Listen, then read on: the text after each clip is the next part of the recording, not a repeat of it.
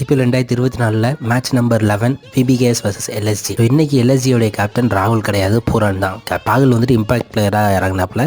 நாங்கள் டிஃபென்ஸ் தான் நல்லா பண்ணுவோம் அப்படின்னு சொல்லிட்டு துணிஞ்சு பேட்டிங்கை செலக்ட் பண்ண எல்எஸ்ஜி செம்மையாக விளாண்டாங்க அப்படின்னே சொல்லலாம். ராகுல் ஸ்டார்டிங்லேயே அவுட்டு, ஆனாலும் பூரான் டிகாக்குங்கெல்லாம் நின்று விளாண்டதில் கர்னால் பாண்டியாவுடைய நல்ல கேமியோ பண்ணாங்க. ஃபைனலாக அவங்களுடைய ஓன் கிரவுண்டில் வந்துட்டு பார்த்தீங்கன்னா ஹை ஸ்கோர் வந்துட்டு பண்ணாங்க 199.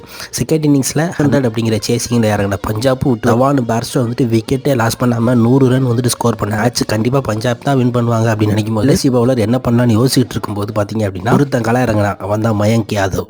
156 கிலோமீட்டர் ஸ்பீடு பந்து பேட்ஸ்மேனை வந்து இடிச்சு இந்த சொதப்ப ஆரம்பிச்சாங்க பஞ்சாப். பேர்ஸ்டோ, சிம்ரன், ஜிதேஷ் சர்மா அப்படியே அடுத்தடுத்து அவுட்டு. தவானுக்கு என்ன பண்ணுன்னு எடுத்த தவானு அடுத்த பால்லேயே சுட்டி குழந்தையும் அவுட்டு. என்னால் அடிக்கவும் முடியல. லாஸ்ட் ஓவருக்கு 46 ரன். பஞ்சாப் பரிதாபங்கள் தான் இங்கே நடந்துச்சு. Home ground victory. எல்எஸ்ஜி வந்துட்டு பார்த்தீங்கன்னா 2 பேர் காரணம். ஒன்று கர்னால் பாண்டியா, இன்னொன்று